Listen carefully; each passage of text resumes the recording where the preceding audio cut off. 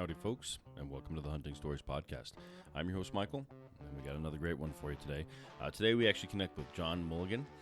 John is a TV host, outdoorsman, father, bow hunter. He's just an all-around badass is basically what he is. I want to thank John, of course, for coming on the podcast. It's a lot of fun to hear some stories from him. In fact, some of his stories are a little unique today because he talks a little bit more about the hunting industry and not just hunting stories. But he ends it with an amazing antelope story that I specifically requested. So thank you, John. I do appreciate your time, man. I will say to the listeners, I did have a couple audio issues. They were all on my side, not John's side. So sometimes I wasn't recording. Don't know why. I tried to clean it up. So if it sounds a little funny, I apologize for that. But that's it, guys. Let's let John tell you some of his stories. Thank you. All right, John. Welcome to the Hunting Stories Podcast, man. How are you? I'm doing great. I'm doing really, really good. How about you? I'm doing pretty awesome. I can't complain. Headed to go fishing and maybe turkey hunting this weekend. So it's just a matter of killing some time before I can get there, man. But for now, we're here to hear your stories, man. And I've been following you for a while, and I'm excited to hear some of your stories. Why don't we do this? Why don't we let you introduce yourself to the folks that are listening today so they know who they're hearing some hunting stories from? Okay. So my name's John Mulligan. On social media, I go by the name Johnny Utah. And at some point, I'm sure we'll probably get into where that nickname comes from. But I grew up in Kentucky, and honestly, growing up as a kid, we didn't even have whitetails. I'm 46 years old, so when I was a teenager, we didn't even have whitetails in central Kentucky. And if it was, it's not something you were going to invest a lot of time into. Not a lot of people did it because there wasn't a lot of success. And so nonetheless, they always say hunting usually is passed down like a legacy thing, right? It's like it's passed down from your folks or a grandparent or something, but I didn't have that influence. So I didn't even buy my first hunting license until I was 22 years old when I moved to northern Kentucky. And, since then I've gone from northern Kentucky, Cincinnati to now Iowa, and hunt and fish every chance I get. So that's awesome. So you aren't based out of Utah? No, I had no idea. At all. Yeah. So I have a degree in horticulture, which is phenomenal come food plot season. But I actually had spent a career in law enforcement and undercover narcotics. Oh, wow. So I did a little stint with FBI task force and also DEA task force. But when I was doing the FBI stuff, one of my buddies, my old business partner at Wicked Tree Gear, he was like, dude, you're the real Johnny Utah. And he's, playing off of the movie Point Break, Keanu Reeves' character. So the nickname literally stuck. I mean, that we were at a trade show, and I didn't even give it like two thoughts, but like the next day at the trade show, people are coming by the booth and they're like, Johnny Utah, give me two. And I thought, man, there could be worse nicknames, I guess. And I've never seen a nickname stick so fast. And so I just kind of ran with it. That's awesome. I've actually got a long history of giving people nicknames that stick, and I don't even mean to. And you're right. Johnny Utah is a great nickname to have. I'll tell you a quick story about my hunting buddy. His nickname is Little Pricker. Right? Which you don't want that nickname. But basically, we're sitting there glassing one day looking for elk, and he just starts digging around in his pants. He takes his belt off and reaches in there and just starts rummaging around. And I'm like, what the hell are you doing? Sure. And he looks at me and goes, man, I got this little pricker. And I was like, what did you just say to me? Like, yeah. And I was like, I think what you meant is like a sticker burr. But from now on, I'm calling you Little Pricker, and it is little absolutely pricker. Stuck, and it's expanded. People outside of our hunting group even call him Little Pricker. So, poor guy. So yeah, you're pretty lucky just to go with Johnny Utah. That's a pretty sweet nickname in the big scheme of things, man. Well, let me do this. This is a little out of the normal. I didn't know that you were kind of undercover FBI, DEA agent. Do you have a story from that's not hunting related that you have off the top of your mind that you wouldn't mind sharing with us? Just like some cool or interesting one. If not, we can just jump Yeah. into hunting. Yeah, no, I mean, there's a ton of them. Usually, it's kind of one of those things like somebody has to give me a color or a vehicle, or and then that'll trigger which story I go with. But one of the stories that comes to mind all the time is, law enforcement and the law. As much as we like to look at it, it's like, oh, it's black and white. You do this, and this is the punishment. You can do this, you can't do that. Legally, but in reality, it's very fluid because every circumstance is a little different. But in narcotics, not to sound cliche and corny, but it's literally 50 shades of gray because everything is so different. And there's so many little things that are involved, like, did you set the person up? Was there coercion? You really have to prove that this person is a drug dealer and this is what they are doing, for monetary purposes. But we were setting up outside a house. We had already sent an informant in, and then one of our undercover guys had gone into the house, and had set up a perimeter. The team had stacked up on the front door, like you see in the movies. Knock, police, search warrant, door ram, through the door, guys funnel in, clear the house, arrest everybody inside, and we start doing evidence collection. But I was on perimeter. This was not my case, and I was actually helping some guys in my unit. And they called and they said, "Hey, we need you to sit. We need another body on perimeter." So I'm just like camped out, leaned up against a tree. It's at night, so it's pretty dark, and I'm in the shadows. But I am literally dressed in your stereotypical raid gear. I've got the law enforcement jacket on, I've got the belt, I've got the vest over top of it that says, police, narcotics, blah, blah, blah. And I'm standing there with a handgun, at the low ready position. And this guy's walking down the sidewalk. And he's like, hey. And I'm looking over at him like, what in the heck is this guy doing? You know what I mean? Like, yeah. And he's like, hey. He's like, dude, keep your voice down. There's a lot of cops in the area. He's like, do you want to buy some rocks? No way. And my first thought was, dude, get the fuck out of here. Beat it, right? And then I thought, this is a story. This is a story I might get to tell on a podcast someday. So I'm like, yeah, how much you got? And he's like, I got $100 worth. I'm like, I got cash. Bring it over here. So he literally walks off the sidewalk, comes into the yard that I'm in, up against the tree, and he holds out his hand, and he's got, a couple of corner cut baggies with some crack in there. And I'm like, I tell you what, why don't you just go ahead and put your hands behind your back? So I zip tie this guy, hands behind his back, and I do just a real quick pat down to make sure he doesn't have a gun on him or anything. And I'm like, park it next to the tree. So he's sitting at the base of the tree right next to me. My guys clear the house. They come out once everything's safe. We holster up. Guys start coming back out. And they're like, what the fuck is this? I'm like, the guy he was trying to sell me crack while I was standing here and like literally wearing a police jacket, So thankfully criminals aren't always the most intelligent at times. Yeah. But that was one of those where I'm like, what a dumbass, Right? He had to be high, right? Oh, like, yeah, he was fucked up. Yeah. Okay. I guess that makes a little bit more sense. Unfortunately, that's no immunity, in the laws of the court, Yeah. But illegal's illegal, but at least it makes sense because otherwise he's just really stupid, right? Oh, and so I'd rather, I guess, be a little bit high than that stupid, I guess. And, and we would have the occasional like patrol guys, because we were driving Crown Vics, they would have the occasional like drunk that would just stagger and get into the back seat of the car thinking it was a taxi cab. Oh, yeah. That happened on several occasions. That's too funny, man. That's once too you're funny. in, you can't get out, you know what I mean, from the inside. So yeah, it's pretty comical. Drunk in public. There you go. All right. Yep. Well, John, well, thanks for sharing that, man. That was Yeah. a fun little non-hunting story. Yeah.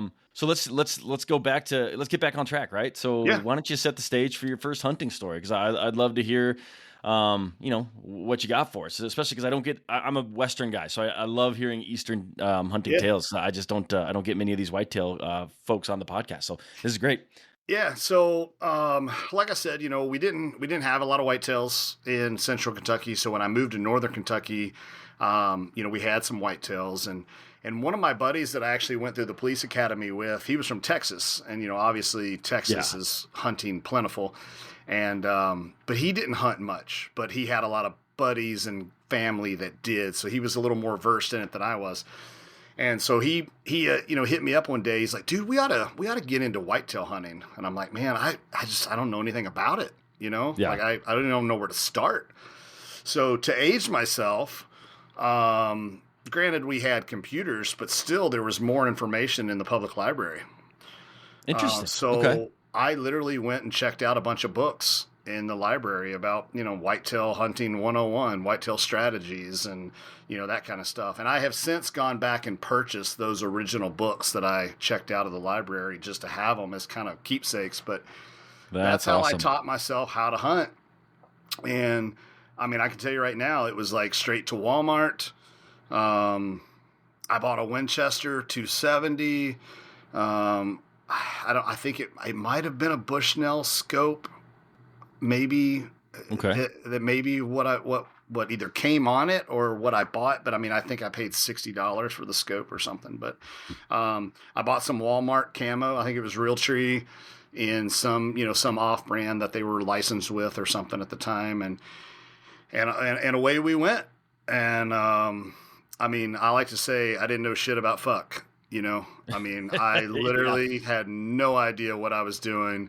I still feel that way sometimes. Yeah. But I knew that if I saw a deer, I was confident in my shooting abilities, with a scope and a rifle. But I was just having a really hard time just even getting on deer. Knowing what do deer do? How do they move? How do they transition from bedding?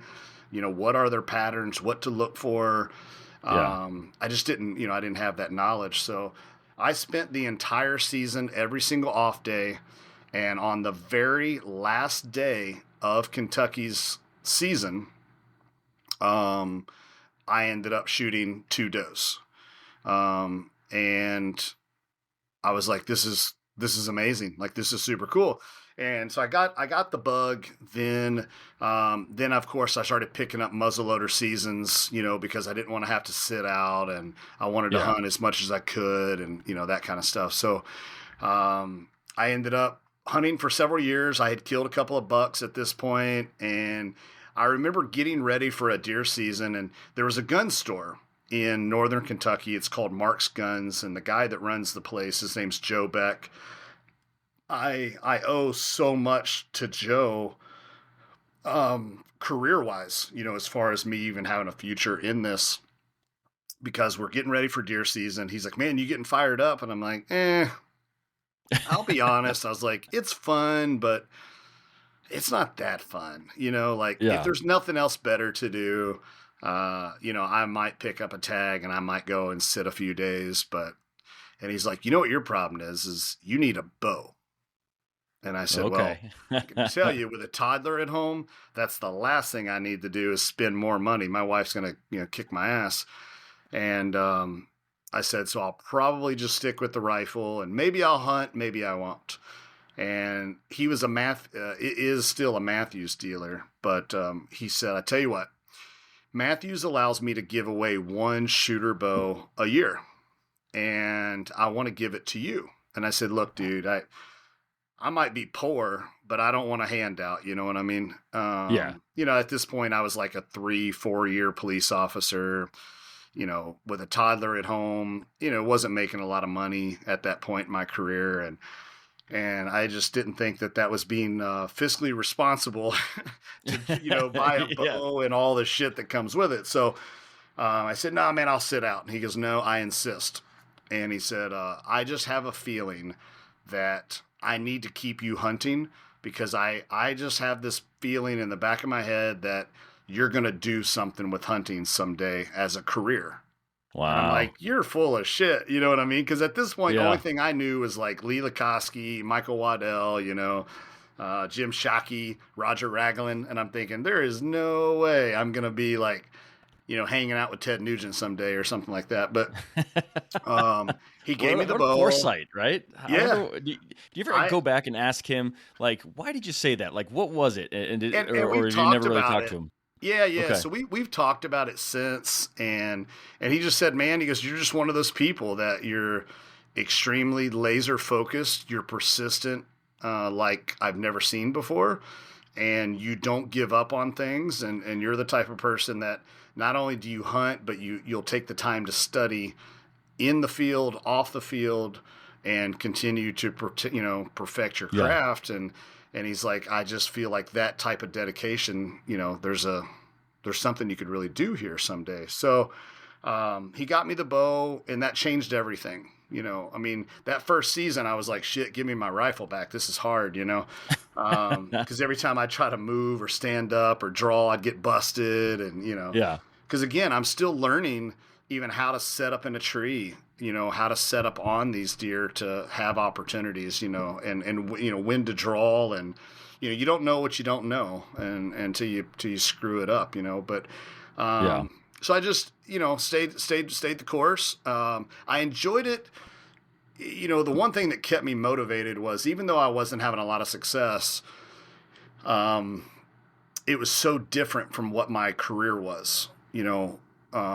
Call it the concrete jungle, or if you will. But every day I'm out there trying to bust people, riding dirty, or I'm trying to buy dope off people, and I got to go to the woods by myself, Yeah. and there's no woods in the dope fields. You know what I mean, so to speak. Like, you're mostly in housing projects or urban environments and things like that for the most part. But so it was just very different from everything that I did, and it kind of gave me a nice balance in life, and it created a really awesome ebb and flow, to kind of relax and unwind and reconnect, with the world, and be like, all right, Yeah. maybe the world isn't just a shithole. You know what I mean? Like, everybody's not a Okay. turd, right? Yeah. Yeah. There's So some beauty out there. yeah, so it gave me that balance and whatnot. So yeah, man. And then fast forward till about 2013, I went to a trade show, and I met a guy by the name of Todd Prignitz, and he had a show called White Knuckle Productions, and he was just getting ready to launch a company called Wicked Tree Gear, and Okay. he was developing a folding handsaw for trimming shooting lanes, and just a nice wood saw to have out there in the woods, for whitetail Yeah. hunters. You Western guys aren't cutting many branches, but for us, for the whitetail side of things, it's almost every whitetail hunter has a saw with them at all times. Gotcha. Because we're tree stand, hunting so much more. But Yeah. No, that so makes sense. anyways, I met him, and I liked his DVDs. They were interesting. He passed a lot of deer. He had this relentless pursuit at chasing 5, 6, 7-year-old whitetails in Iowa, and of course in Kentucky. I'm like, Jesus Christ, I've never seen deer this big in my life. So him and I hit it off. We became buddies. We met at a trade show. I ended up becoming a dealer for Wicked, and then I ended up becoming part owner of Wicked. And then I joined White Knuckle Productions, started filming my hunts, and I took to that, and that was a lot of fun. And then he's really took me under his wing and kind of put me in charge of the team and in charge of the partnerships. So I started learning the business side, like trial by fire. Okay. And again, this is all a hobby for me, so I really got to have fun because, my paycheck was dependent on, my law enforcement career, Yeah. and never in a million years did I ever think that this thing would blow up the way it did. And by 2016, Wicked Tree Gear is sold in every Cabela's and Bass Pro in the world. And an equity group came in and bought our company. Todd took his payout as a lump sum. I took mine as an agreement that I would continue to work for the company for 3 years. Okay. because I didn't really know what I wanted to do next, career wise. So I thought, shit, let me just go ahead and take this guaranteed job for 3 years, and then I've got 3 years to figure it out, kind of what I want Yeah. to be when I grow up. But it was also contingent on me moving to Iowa, and I'm like, yeah, twist my arm, I get to Yeah. go Don't get have to ask me resident. twice. Yeah, I get resident buck tags every year. Like, yeah, cool. So for the listeners that don't know the way Iowa operates for archery, if you're a non-resident, you can only get one buck tag on average once every 5 years. Okay. If you're a resident, Is it a you point get system? Sorry to yes, interrupt, but yep, yeah, okay. yeah, yep, yep. It's a point system, just the I've been same thinking same about way you starting guys going in have there. that. Yeah, Okay. yeah. Um, and then if you're a resident, then you get two buck tags every year. So I thought, well, fuck it. I'll just move to Iowa. You know what I mean? I get two buck Yeah. tags every year instead of one every 5. So, and I can still come back to Kentucky to hunt over the counter, bucks if I choose. So it's kind of a win-win. So yeah, man, wife and 3 kids, packed everybody up, walked away from law enforcement after 16 years, and we made the move. Once I Was that a got tough transition? Because it's like it was very pretty. much, yeah. Yeah, I was gonna say it's a pretty hard, or not hard, but like a high adrenaline gig you had going. Now to be basically, Yeah, not exactly an office worker, but yeah, that's yeah. got to be a big change. It was. And luckily, the hunting started increasing at that point, and so it kind of, it kept me busier than normal, because now that I Okay. don't have a day job per se, like now I can spend more time in the woods. Yeah. So that was huge, and there's a lot of other things that really came into play. Like I've always been really big into fitness. Going to the gym every single day of my life, and I've done that since I was like 15 years old. So Yeah. a lot of those things they came into play. I found a local gym, so I could keep some of the norms, you know what I mean, Yeah. the Yeah. same, Absolutely. right? But Help you with the transition. That makes yep. sense. But it was very awkward. You go from you know 500,000 people to 3,000 people, in an area. Yeah. So that part was a little a little weird, like it's like moving to Mayberry or Mount Pilot, you know what I mean? From like, Yeah. yeah, Is Iowa? Let me ask. Is Iowa got much for public, or do you kind of got to have yeah, somebody with some no, land? no. So that's the other thing. Iowa Public is actually banger. I mean, it's Oh, is it? really, really good. Yeah, if you're willing to walk, it gets overlooked a lot, and people are like, "Oh yeah, it's public land." I'm like, "Yeah, but it's public land in Iowa." It's like, let's Yeah. go to Hollywood and let's look at the C tier actors. They're all still gorgeous. You know what I Yeah. mean? Like, even though they're C tier, they're still gorgeous. It's Hollywood, So, your average country singer in Nashville's pretty damn good, Yeah. Yeah. That's the So, truth.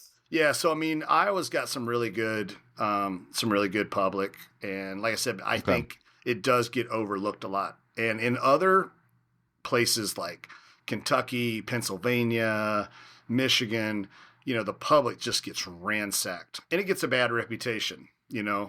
Man, Yeah. I had to share a tree with 5 guys today. You know what I mean? Yeah. So I we lived don't in have, Texas for a while, and yeah, there's just not much for public down there. You got kind of like everyone's like, "Oh man, there's so much hunting in Texas," but if you aren't willing to pay for it or if don't you, know yeah, somebody, yeah, if you don't it have becomes access pretty to tough. private, you're Yeah. exactly correct, and that's something that I don't think a lot of people realize. Yeah, Texas is, you got to have access to private, and it's going to be fenced. Yep. I mean, that's just the bottom line. It's fenced. That's the way Texas is. So, Yeah. but A trick, and I've told this on the podcast before, but mhm. in Texas, public land or rivers were public land. No, I guess they still are public land. But a few years ago, you could actually hunt them. They've since changed the law, but like I got my first ever whitetail hunting rivers in Texas. So I found a dry Oh, river cool. because it needs to be navigable, which does not necessarily mean water for a boat. It means like wider across than it is deep, or like 30 feet across or something like that for like on average. So Oh, yeah, yeah, I ended up just finding a dry riverbed, and I called the warden, made sure everything was on the up and up, and he understood what sure. I was doing. Gave me the okay, and I went down there and ended up shooting probably like a 130 buck. Like super happy with it. I'm a little worried that I wrote a letter of recommendation to that game warden because the landowners of the area were not happy that I did that, and I got Uh followed around town when I came out of that riverbed. Like they literally huh. the trucks were driving around with me, and I'm not sure that he kept his job, but I do know they changed that law a year later. So I don't know if I had anything to Wow. do with that or not, but Yeah. it's pretty crazy in Texas. So Yeah, no, for sure. And I've actually done a lot of hunting in Texas, turkeys and hogs and yeah, coyotes and stuff like that. Um, so, I'm in Iowa, finally got access to a small lease, that I could start doing food plots on and whatnot. Once I got to Iowa and I was no longer business partners with Todd through Wicked, then we kind of realized we started butting heads more on the TV show side of things.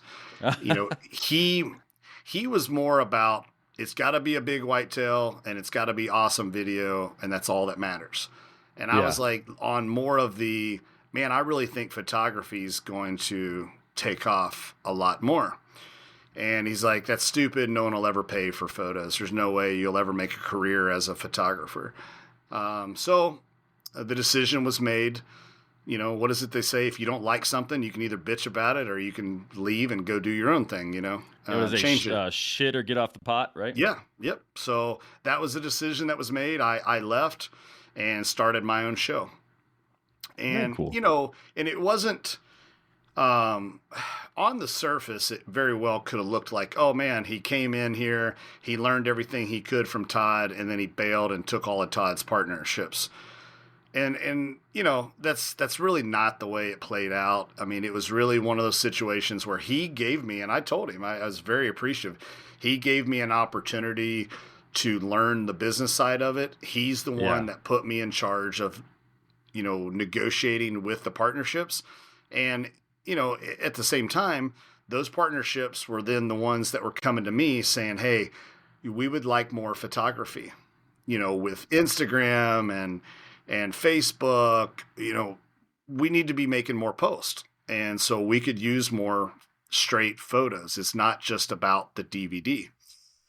We need more daily content.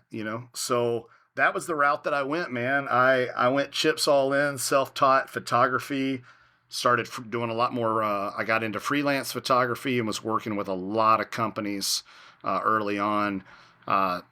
In 2015, Sitka Gear approached me and they said, "Hey, we're working on this new whitetail pattern. We've always been known as a Western only brand, and we want you to be a part of our ambassador team. We're handpicking like 25 whitetail killers, in the United States, and we want you." So I joined that. Yeah, yeah, I did. Yeah, I really did, man. I'm one of those people. Yeah. Well, I'm one of those people that I don't like to ask other people for help. And it's not that I want to be you know, I want all the credit because I figured this out on my own. I don't want to inconvenience other people. Like when people send me messages daily, I'm like, ask Google. That's what I did. Google it. Like figure. Yeah. Yeah. Mhm. Yeah, it's so crazy. Like there's a YouTube video or there's a million Google searches that can answer so many questions. And also I get inundated daily with, "Hey, who's your contact at Hoyt? Who's your contact at Easton? Who do I need to talk to at Diamondback Truck Covers?" And I'm like, there's not a single son of a bitch that has ever given me that information. Like every partnership I've landed on my own. And not that I'm a person that keeps tabs, but if I did, I got a shit ton of favors owed to me. I mean, a piss load of favors owed to me. And I just keep kind of a mental checklist of those people. And I'm like, you've never liked a single one of my posts. You've never commented. You don't watch my show, but you always come to me and ask me for information. But you've never not liked the Crush, or Montana Knife Company, or whoever. Just pick a brand or pick a celebrity influencer, and I'm like, why don't you go ask that person who a contact is, see if they actually answer you. So that's the part that still frustrates me, today. But whatever. I digress. I stuck with it, man. I stuck with the photography, tried to get as good as I could with it, and use that to try to help tell some stories and kind of create a brand for myself. Because you can't do this business on, oh man, this guy's a hell of a killer. It's probably not going to get you very far. You've got to do something else with it to help build the brand and hit it from all angles. Um, so I got as good as I could with photography and got my own show up and going. I started the show. I was worried about not having enough content, so I had some pro staff guys that came on board with me initially. And no offense to those guys, most of them I'm still friends with. The others, we didn't have a falling out. We just don't talk anymore. But it became very obvious that I'm the one that had skin in the game. This was paying my mortgage. To them, it was fun, and they kind of shit on me. Like, here's an example. Let's say a company's going to pay me $5,000. Well, instead, I would take $2,500 and then $2,500 in product. And that gave me $2,500 worth of product to give to my pro staff. So they weren't having to buy trail cameras. They weren't having to buy lighted knocks or, whatever. And in turn, all they had to do was take a couple of photos, help support the brand, share some posts, be active, be engaging. Yep. And they just simply didn't do it. And I'm like, you guys basically took money off my plate. And they're like, well, it wasn't really money. And I'm like, no, it was, because I could have taken the cash, but instead I took the product option so you guys would get free shit. And I'm like, I understand you didn't get money, but you didn't have to spend money to buy a trail camera that you needed and you were going to buy anyways. So anyways, I feel like I kind of got shit on, taken advantage of. So I just said, well, and it's very easy for people from the outside looking in to be like, oh, must be nice. And I'm like, yeah, must have been real nice when I had $7 in my checking account and I was using my credit cards as a line of credit to keep the show afloat, or to buy the next tag for the next state, or to buy the next camera, or to pay a videographer, that was helping me film a hunt. I'm like, yeah, must be nice. So you catch a lot of that stuff, and those are the people, they just don't know. They don't know what goes into it. They don't see all the behind the scenes stuff, and 2019, that's when I had chased this dream. And it's like they say, like, you look at a duck just looks stoic and just swimming on top of the water, floating around, but what you don't see is his feet under the water moving a mile, a million miles an hour, just busting ass. And that's kind of the way it is in a lot of this stuff. And there's so much on social media that's like fake it till you make it. 99% of the so-called influencers on social media, this is not what they do for a living. They're supplementing their income in another way. But they make it look like this is what they do for a living. I mean, in reality, there's probably only 25 of us that actually produce a television show for a living. And I'm one of those 25. No, no, there's people that have side businesses and, side gigs, or independently wealthy, or a trust fund, or they're totally content to live in a tent, you know, and have a $200 car. And I can tell you right now, my wife's not going to put up with that. So, um, yep, yep. So, anyways, I was dedicated to it. There's no quit. And 2020, things took a big turn. 21, things took a huge turn. 22, another big bump, and 23, a bump. And then, 24, this is, the best year ever, with the lineup of partnerships that I have right now supporting me on the show. And I don't call them sponsors. I've always looked at them as partnerships, because they're partnering with me, and my job is to help them grow. And people are like, oh man, well, Sometimes it looks like, you're promoting the shit out of that company. Yeah. You ever listen to a TV show or a radio show and they're like, well, we got to step away and pay the bills for a little bit, That's what it takes. Like, if I was independently wealthy, I would just hunt. I wouldn't film shit, like I would just hunt to hunt and nobody would know about it. But this is my job. This is what I do. I mean, nobody critiques somebody that's like, man, I can't believe your dumbass got up and went to a 9 to 5.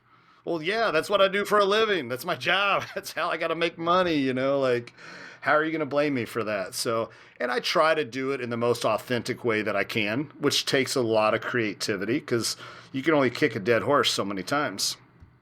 But I try to make the shows as engaging as I can. I try to show people some of the behind the scenes.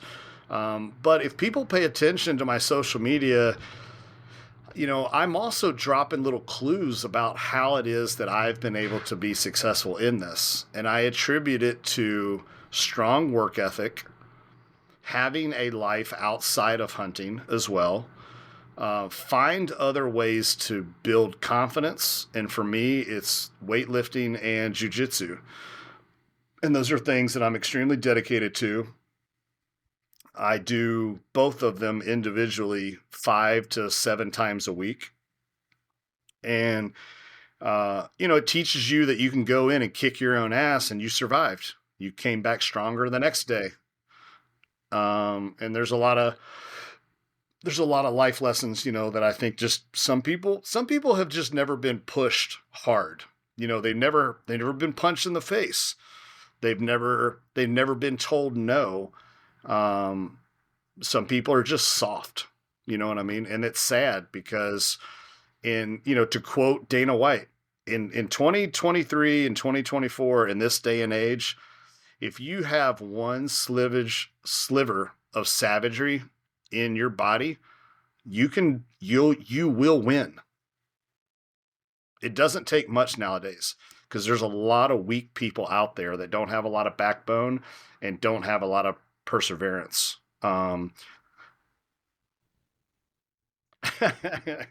Well, you're better today than you were yesterday. Every day's better, and it doesn't have to happen in big giant leaps. I've got one of my really good friends where he's like, "Man, I just suck as a hunter." I'm like, "What are you talking about?" And he goes, "Well, like I kill one animal a year, and you're killing 8 or 9 a year." And I went, "Stop for a second. You just got into hunting 4 years ago. I've been doing this as a career for 12 years. And the opportunities that I just get more opportunities. I don't have a 9 to 5 per se that I got to take off work. The only thing that resembles a 9 to 5 is, sometimes we have photo shoots that are requirements with a partnership. And so we might just have to take a day and go shoot some photos and shoot some content, for a brand or for a partner that we're working with. But other than that, I get a lot of opportunities. I get that. And, I had a buddy that was like, "Man, so-and-so was trash talking you." And he was like, "Man, the only reason John kills lots of animals is because he has a hunting show and that's what he gets to do for a living." I'm like, he's fucking right. He's right. I go, but yeah, I created that opportunity. I'm the one that suffered to give myself, those opportunities. So, when luck and opportunity come together, that's when rad shit happens. So, yeah, so I mean, that's really the backbone of a lot of it. And, I've been very fortunate that for the last, once I hit like 2016, 2017, I started traveling out west more. And, I've shot several pronghorn, several velvet mule deer in Colorado and Saskatchewan, moose and whitetails, mule deer there. Been to South Africa twice, been to Spain once. So, from a kid that grew up in central Kentucky, son of an Irish Catholic plumber, fun for us was going to the dirt track races and watching some round dirt track late models race. And if I would have stayed home and taken over my dad's plumbing business and went to the dirt track on the weekend, I can't say that necessarily would have been a bad life. But I never imagined that I would have some of the opportunities, that I've had, and you constantly have to grow and evolve. With Sitka, phenomenal gear, phenomenal brand, the marketing geniuses that they are. But I always felt like I was kind of on the outside looking in. I didn't really feel like I was a part of the brand, even though there's not a single whitetail guy on that ambassador team that could look you in the face and dead ass and be like, John, John didn't stack up whitetails every single year. But it just seemed like Sitka as a brand was more focused on the conservation and the Western hunting more than anything. Even though a lot of people don't realize this, the whitetail pattern clothing outsells every other product category in that company combined. Every single year. Oh yeah, like 10 to 1. It's not even close. Yep. So I was like, man, the whitetail stuff is bringing in more money than anything, but it doesn't feel like they're putting in the effort here. And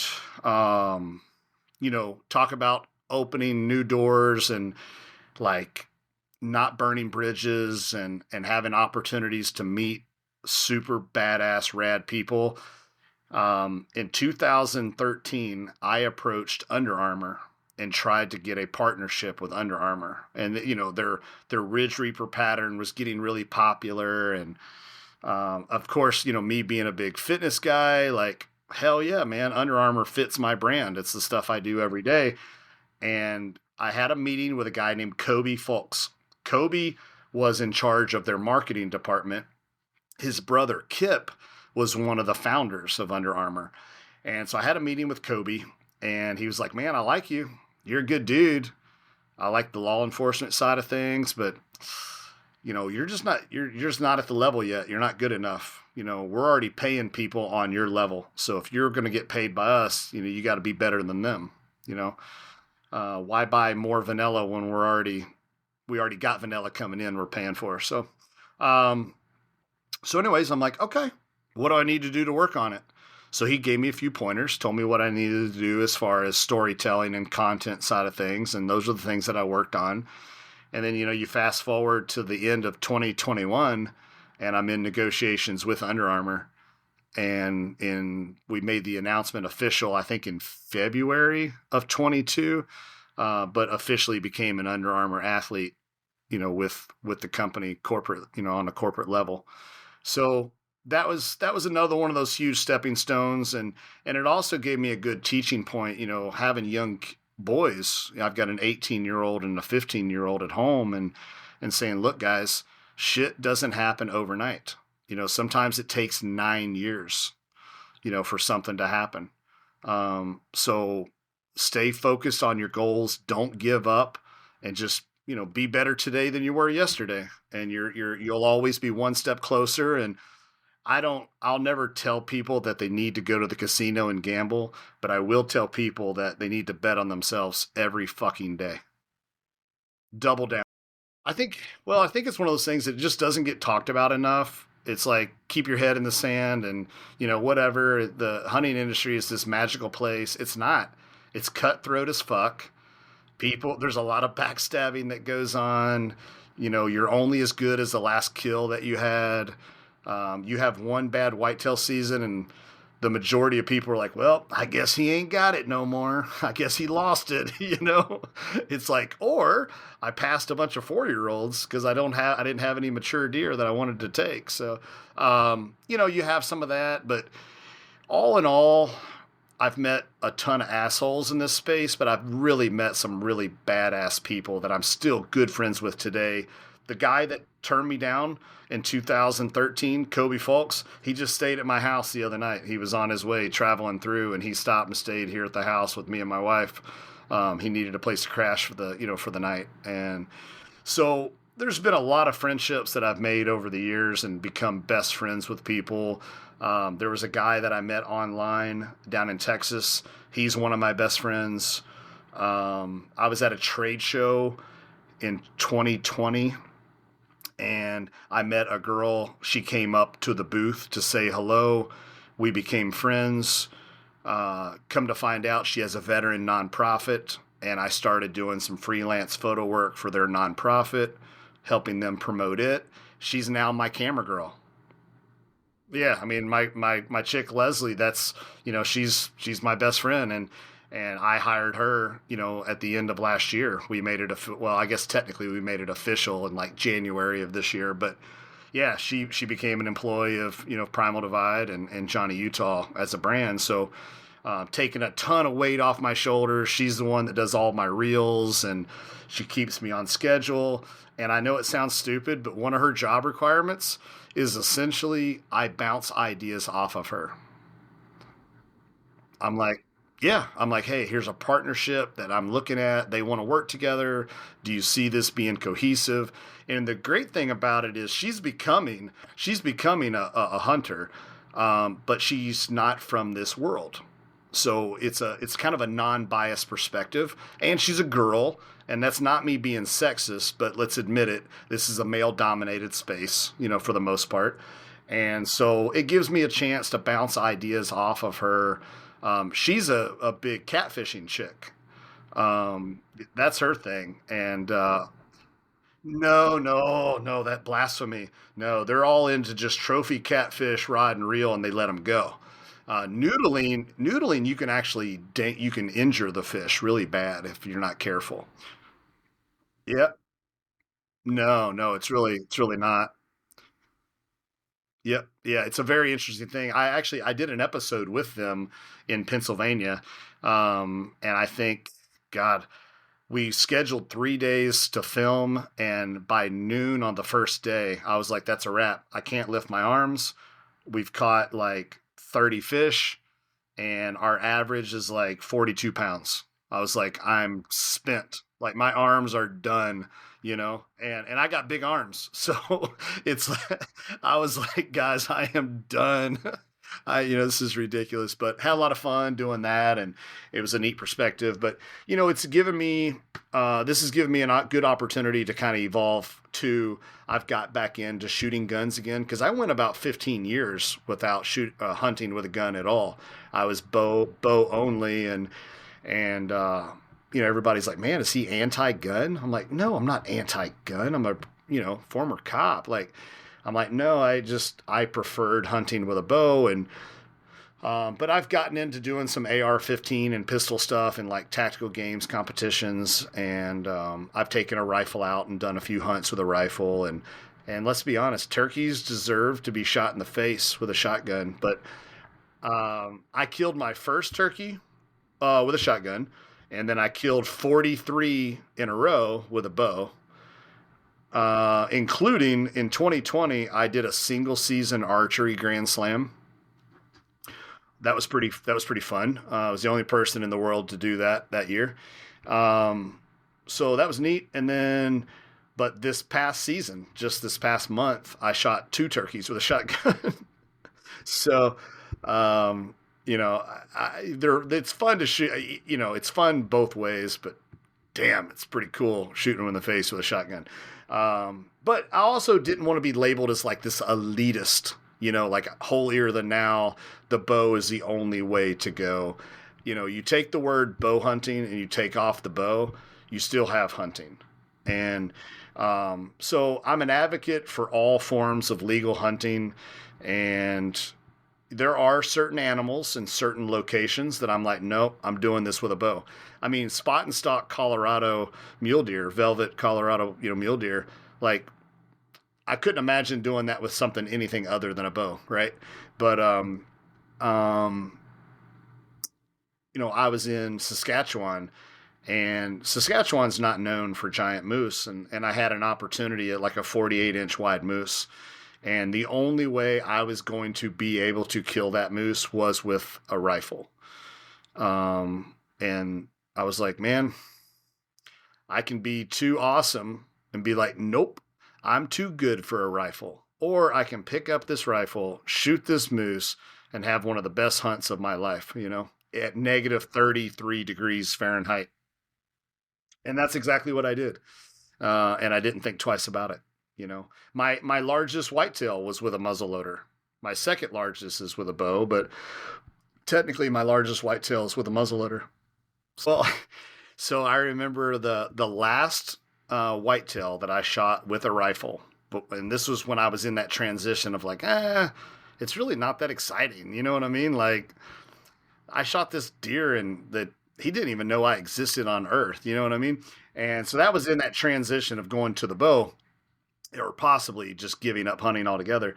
But I shot this deer, and it was a Kentucky buck. I think he ended up scoring like 139 or something. And anyways, I shot him with this rifle. And my buddy, we walk up to him, we recover him, and he was like, "Man, you don't really seem that pumped up." And I'm like, "Well," I was like, I really thought he was bigger. I was like, I mean, I'm happy, I'm stoked. It's meat in the freezer, and he's a respectable buck. But I really did think that he was, bigger than that, actually. And he looks at my rifle, and he's like, "Hey, dumbass." He's like, "They all look big when you're 3x9x40. You know what I mean? You're dialed all the way into 9 power." He's like, "I'm sure he did look huge." And we always kind of laugh about that. We're like, "Hey, you just want to make a deer look bigger? Just dial it down to 9 power or something, But yeah, it's cool, man. This year is going to be a super exciting year. I had the opportunity. I called in 3 turkeys for other people this year, and then I called in 3 for myself. That was a lot of fun. I got to take my buddy Corey Anderson. He's the current light heavyweight Bellator champion. So I got to call in a bird for him and see how excited he was. That was his first turkey, that he killed. And so that was fun. That episode actually drops May 22nd. The episode Turkey TKO at 8 p.m. Eastern will be dropping on the Waypoint channel for my show Primal Divide. But yeah, you'll get to see Corey shoot his first turkey, and then Leslie and I doubled up in Ohio, and then I solo doubled up with a bow and a shotgun in Iowa, which is something I've never done before. That was awesome. That was pretty damn chaotic, trying to self-film and shoot one turkey with a bow, and then before the next turkey ran away, grab the shotgun and mow him down. But yeah. So it's a cool episode. There's five turkeys get killed in one episode. But yeah, this year is going to be pretty awesome, man. Every hunt that I'm doing this year, there's no tags per se. Oh wow! Everything is over the counter, or nothing's a draw deal. It's a hunt that every single person can go do. I mean, I'm going to Arkansas and doing whitetails with my cousin back there. That's where I shot my first buck ever, was in Arkansas. So kind of full circle, going back down there again. Yeah. But Kentucky, Iowa, we're going to do some coyote stuff with the guys at Fox Pro, my buddy John Collins. If I was a coyote and I knew John Collins was in my state, I'd go to my den and wouldn't come out until he left. He is just a savage when it comes to coyote killing, predator killing. I've got an over-the-counter velvet Arizona elk tag. I'll be doing that this year with Big Chino Outfitters. And that's awesome. That's actually the last week of June, which still I cannot wrap my head around that I'm going to be chasing elk at the end of June. That's crazy. Yeah. That's a weird concept. Yeah. And then I've got, I put in again for my velvet mule deer tag for Colorado. If I don't draw this year, I do have access to a landowner tag. I just try not to take their landowner tags if I can, I try to draw for real, but if not, we have a standing agreement that, if I don't draw, then, so I get to buy a landowner tag from him. But my buddy Brennan, he's a rad dude. He's another oddball that I met from social media. He started asking me questions about Hoyt bows, and we started chit chatting about that stuff. And then it turned out he wasn't a weirdo, and we became friends. And it's just and he's not like, as weird "Hey, man," as you initially thought, right? Right. Still probably a weirdo. Yeah, he's like, "Hey, I got a family cattle ranch in Colorado if you want to come out and chase mule deer." And yeah, I've been doing that the last couple of years and had success both times. So going to try for a three-peat this year. And then, hell yeah, God willing, there's a pretty decent elk herd that will make their way late season onto his cattle ranch. They just get pushed off of the public, and they end up on his piece. And So if that happens, that's one of those deals where I'm like, I'm not buying the tag. You look out the window and you see the herd out there on the ranch, I will jump in the truck and I'll be there in 15 hours, Yeah. Is that like a C tag, I'm assuming? Because Yeah, it's like that weird over the counter rifle late season tag. gotcha. Okay. That's pretty awesome, though. Yep. Yeah, So I've got some we'll fun try hunts. that. I'm actually going to Hawaii to hunt axis deer in like 4 weeks, so I'm Oh, pretty hell excited yeah. about that. Are you going to That's be on Lanai or where are you going to be? Molokai. I've actually, Okay. yeah, it's the opportunity fell in my lap and I couldn't turn it down. It's something that I've always wanted to do. I told my wife, I'm like, hey, I turned 40 this year. This is my birthday present. Don't buy me anything. And she was like, okay, sounds good. So yeah, I'm heading out June 1st to I actually have 4 does and 1 buck. So I'm pretty fired up about it. That's super rad. Yeah. Yeah, that's super cool. That's something I haven't done.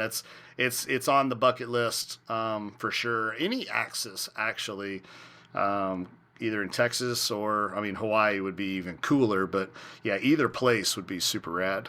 Yeah, 100%, 100%. Well, John, hey, I know we're actually over time from what I originally asked for you. I Oh, tell all this to everybody. good. I'll listen to stories as long as you'll tell them. So if Yeah. you want to tell any additional stories, great. If not, and you want to wrap it up, why don't we tell the people where they can find them? It's your choice, sir. Yeah. Let's see. Pick an animal. We'll go one more story. Okay, we're going to go antelope because I know I'm going to draw an antelope tag this year. So Okay. if you have any antelope stories that, just stand at the top of the list there, Yeah. I'd love to hear it. So the first year I went antelope hunting, I struck out. Okay. I had Archery, I'm assuming? Archery, yeah, archery, Okay. public land.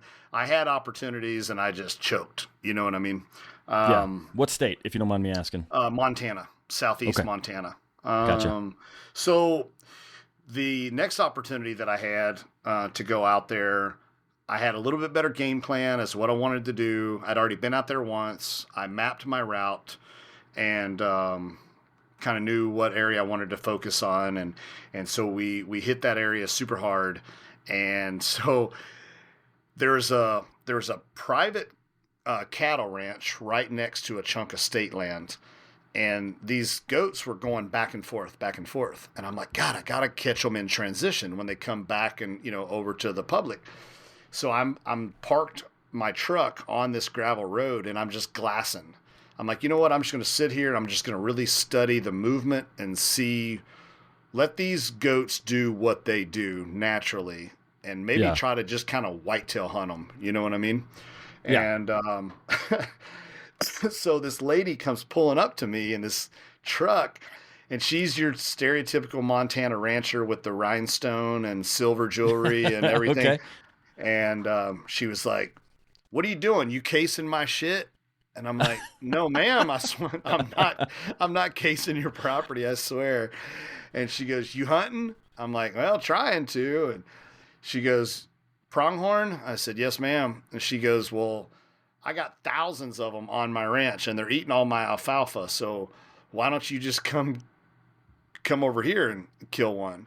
I'm like, "You're giving me permission to hunt your private land." She's like, "Fuck yeah. Like, let's Hell go." yeah. So I ended up killing it on public, but it allowed me to get onto her private Yeah. and start my stalk, from there, which was a huge key piece that I needed, to access this piece of state that they were using. Yeah. So of course I shoot this pronghorn. I know it's a pretty good one, but man, I'm a whitetail hunter. I don't know shit about pronghorn. So I go back to her place because I find it's always very respectful to stop at the owner's house, say, "Hey, this is what I took off your land. Do you want any meat?" She's like, "No, I'm not eating those stinky things, And Yeah. she goes, Okay. "Well, how many did you kill?" And I was like, "Well, just the one that's in the bed of the truck, And she goes, "I told you to come and kill goats." And I said, "Ma'am, I only have one tag." And she goes, "Well, I don't care if you have one tag. They're eating my alfalfa." So she's like, "The next time you come here, you need to bring a passel of dudes and chicks and whoever you got with tags and kill as many of these things as y'all can." And it was a couple of years later before I was able to make it back out there. And she had fallen ill and she Oh was no no. longer residing at the ranch. Okay. So I lost access to that piece. But the crazy thing is I get home and a buddy of mine, Jeremy, he lives in West Virginia, and he's like, "Hey, did you score that goat?" And I said, "No, I didn't. I didn't score it." And he's like, "Well, you ought to score it." I'm like, I'm in the middle of editing the episode and working on content deliverables, for partners and stuff. So, and I said, "It's not a whitetail." So a couple days goes by, he calls me, he says, "Hey, dude, you really need to score that pronghorn." I'm like, "Why?" He's like, "I've seen some people shoot pronghorn, and that one's pretty damn big. Like, it's got really." He's like, "I think they're called cutters." He's like, "It's got Yeah. really big cutters in the tip of the curl, man. It curls all the way down and back with white tips." And he's like, "I just really think you need to score it." And I said, "Dude, it's not very wide, so I don't think it's going to score very well." He's like, "Well, inside spread's not even a measurement, dumbass." He's like, "Just I'll send you the information." So he sends me the Boone and Crockett scoring sheet. And pronghorn are actually relatively easy to score. I mean, Okay. even if you've never scored one before, you're gonna get it within a half inch. And so anyway, so I score it once, I score it twice, I score it three times, and I'm like an eighth of an inch difference, each time I score it. So I called him back and I said, "All right, I scored it." The lowest score that I got was like 80 and 7/8. And he's like, "You are such a dick." I'm like, what are you talking about?" He's like, "You have this horseshoe up your ass that the first time you go and hunt a new animal, he's like, you kill a giant." And I was like, "Well, is that a giant?" He's like, "You just killed a Boone and Crockett on public land with your bow, the first pronghorn you ever killed." And I was Oh like, "Oh, man. okay, cool. Whatever. I You're like, guess how that's about I that? guess that's awesome." I was like, "It's not a whitetail." Um, but I did the same thing with a bear. My first bear ended up being the fifth largest bear in Canada all time with a bow. Oh shit. And that was Jesus. on public land. Yeah, I got a weird knack for like first time hunting on public land, like killing something crazy or whatever. But for whatever reason, it's not a whitetail, and I'm still consider myself a whitetail hunter. And I'm like, man, maybe I just suck at whitetails. So I don't know, but yeah, yeah. But if anybody wants to follow along with my crazy jackassery and whatnot, I try to be educational and I try to keep it fun.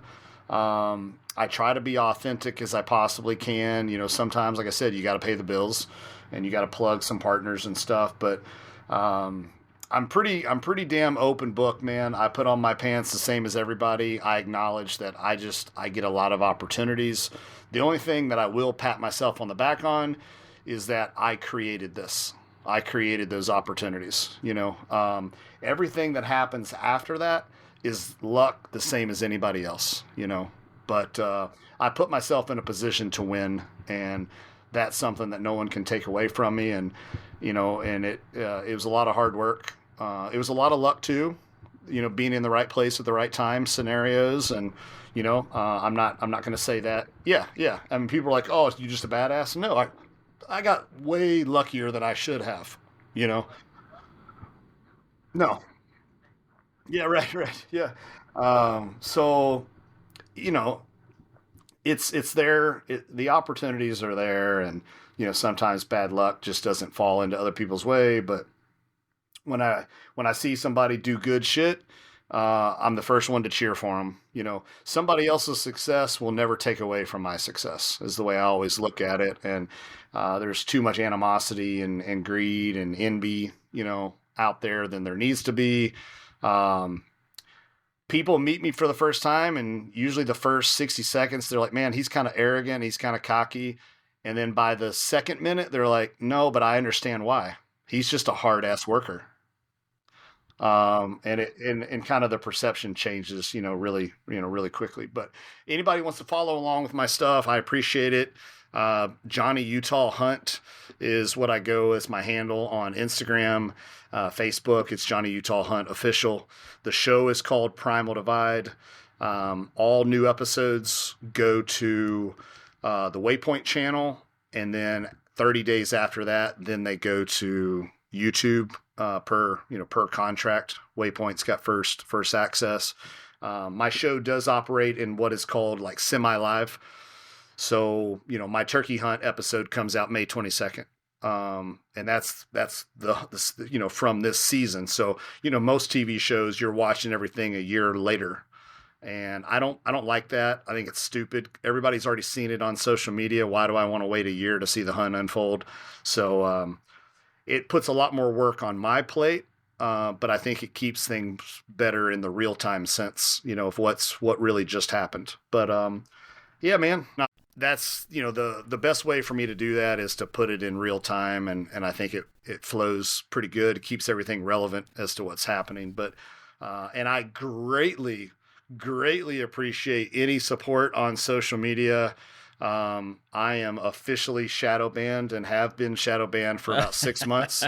Okay. I used to reach 250 to 300,000 people every couple weeks on Instagram alone. And now I'm maybe reaching 10,000 people every 2 weeks on social media. Yeah, it's weird how it does that. TikTok is the worst too. Everything I post on TikTok gets blocked. I don't know what it is, and they keep trying to ban my account. But social media is a necessary evil. I wish I could get rid of it, but it's kind of how we grow this kind of stuff, right? Yeah, I say the same thing. I'm like, if it went away tomorrow, I'm cool with it.